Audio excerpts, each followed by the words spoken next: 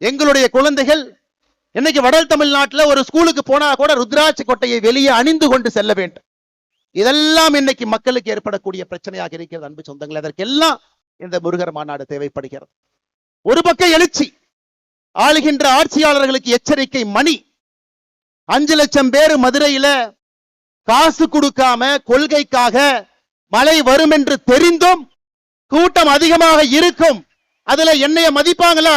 கடைக்கோடியில் உட்கார்ந்து இருக்கிறேன் விஐபியா, எனக்கு சேர் கொடுப்பாங்களா? எந்த கேள்வியும் இல்லாம இது என்னுடைய மாநாடு, என்னுடைய வாழ்வியல் முறையை காக்கக்கூடிய மாநாடு என்று வந்திருக்கின்றீர்கள். இதிலே எச்சரிக்கை மணி அங்க போகும்.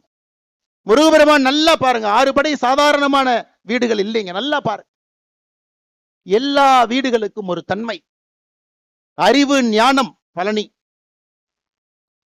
என்னுடைய தந்தைக்கே நான் ஒரு தாரக மந்திரத்தை சொல்லி கொடுக்கிறேன், அதற்கு ஒரு வீடு.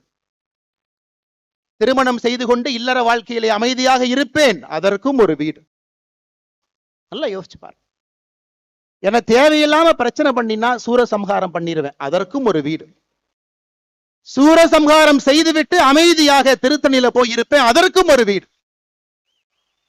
ஆளுகின்ற ஆட்சியாளர்கள் முருக பக்தர்களை எந்த வீட்டிலே வைத்து பார்க்க வேண்டும் என்று இந்த மாநாடு மூலமாக அவர்களுக்கு தெரியும்.